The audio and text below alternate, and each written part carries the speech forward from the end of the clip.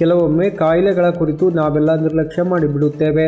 ಆದರೆ ಇತ್ತೀಚಿನ ನಮ್ಮ ಜೀವನ ಶೈಲಿಯಿಂದಾಗಿ ಹೇಗೆ ಅನಾರೋಗ್ಯಕ್ಕೆ ತುತ್ತಾಗುತ್ತೇವೆ ಎಂಬುದೇ ಗೊತ್ತಾಗುವುದಿಲ್ಲ. ಸರಿಯಾದ ಚಿಕಿತ್ಸೆ ಪಡೆಯಬೇಕಾದ ಸಂದರ್ಭದಲ್ಲಿ ಸೂಕ್ತ ವೈದ್ಯರ ಹತ್ತಿರ ಚಿಕಿತ್ಸೆ ಪಡೆಯದಿದ್ದರೆ ಜೀವಕ್ಕೆ ತೊಂದರೆಯಾಗುತ್ತದೆ. ಆದ್ದರಿಂದ ಉಚಿತ ಆರೋಗ್ಯ ತಪಾಸಣಾ ಶಿಬಿರದ ಮೂಲಕ ಬಡ ಜನರಿಗೆ ಅನುಕೂಲ ಮಾಡಿಕೊಡಲಾಗುತ್ತದೆ ಎಂದು ಶಾಸಕ ಮಾನಪ್ಪ ಡಿ ವಜ್ಜಲ್ ಹೇಳಿದರು. ಅವರು ಭಾನುವಾರ ಪಟ್ಟಣದ ಸಾಂಸ್ಕೃತಿಕ ಭವನದಲ್ಲಿ ತಮ್ಮ ನೇತೃತ್ವದಲ್ಲಿ ಬೆಂಗಳೂರಿನ ಸಪ್ತಗಿರಿ ಆಸ್ಪತ್ರೆಯ ಸಹಕಾರದೊಂದಿಗೆ ನಡೆದ ಉಚಿತ ತಪಾಸಣಾ ಶಿಬಿರವನ್ನು ಉದ್ಘಾಟಿಸಿ ಮಾತನಾಡಿದರು. ಅನಾರೋಗ್ಯಕ್ಕೆ ವ್ಯಕ್ತಿ ಈಡಾದಾಗ ಅಸಹಾಯಕನಾಗುತ್ತಾನೆ. ಇತ್ತೀಚೆಗೆ ನೂರಾರು ಜನ ನಕಲಿ ವೈದ್ಯರನ್ನು ಕಂಡುಹಿಡಿಯಲಾಗಿದೆ. ಹಾಗಾಗಿ ಸಿಕ್ಕ ವೈದ್ಯರಲ್ಲಿ ತೋರಿಸದೆ ಪರಿಣಿತ ವೈದ್ಯರ ಹತ್ತಿರವೇ ಚಿಕಿತ್ಸೆ ಪಡೆಯುವುದು ಮುಖ್ಯವಾಗುತ್ತದೆ. ಸಪ್ತಗಿರಿ ಆಸ್ಪತ್ರೆ ಬೆಂಗಳೂರಿನ ಅನುಭವಿ ವೈದ್ಯರು ಇಲ್ಲಿಗೆ ಬಂದು ನಮಗೆ ಚಿಕಿತ್ಸೆ ನೀಡುತ್ತಿರುವುದು ಶ್ಲಾಘನೀಯವಾಗಿದೆ. ಬಡ ಜನರು ಬೆಂಗಳೂರಿಗೆ ಹೋಗಿ ಚಿಕಿತ್ಸೆ ಪಡೆಯಲು ಸಾಕಷ್ಟು ಹಣವನ್ನು ಖರ್ಚು ಮಾಡಬೇಕಾಗುತ್ತದೆ.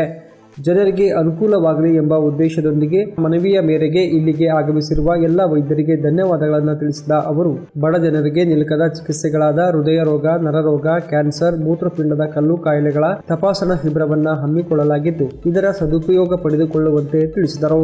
ಇದೇ ವೇಳೆ ಪ್ರಧಾನಮಂತ್ರಿ ನರೇಂದ್ರ ಮೋದಿ ಅವರು ಆಯುಷ್ಮಾನ್ ಕಾರ್ಡ್ ಅನ್ನು ಮಾಡಿಕೊಟ್ಟಿದ್ದಾರೆ. ಆಯುಷ್ಮಾನ್ ಕಾರ್ಡ್ ಅನ್ನು ಕೂಡಲೇ ಮಾಡಿಸಿಕೊಳ್ಳಿ ಎಂದು ಸಲಹೆ ನೀಡಿದರು.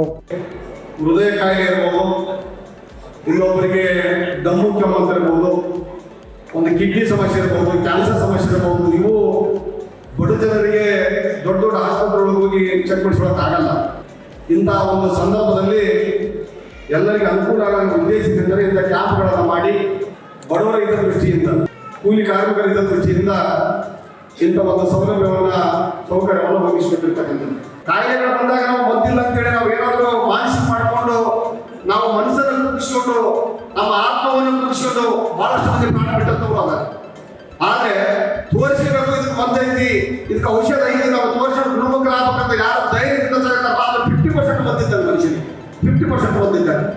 ಈ ಸಂದರ್ಭದಲ್ಲಿ ಬಿಜೆಪಿ ಪಕ್ಷದ ವಿಭಾಗೀಯ ಸಂಘಟನಾ ಪ್ರಧಾನ ಕಾರ್ಯದರ್ಶಿ ವಿಜಯ್ ಶರಣಗೌಡ ನಕುಂದಿ, ಮಂಡಲ ಅಧ್ಯಕ್ಷ ವೀರನಗೌಡ ಲೆಕ್ಕಿಹಾಳ್ ಸೇರಿದಂತೆ ಸಂಜೀವಿನಿ ಆಸ್ಪತ್ರೆಯ ವೈದ್ಯರುಗಳು, ಇತರೆ ಮುಖಂಡರುಗಳು ಮತ್ತು ಫಲಾನುಭವಿಗಳು ಇದ್ದರು.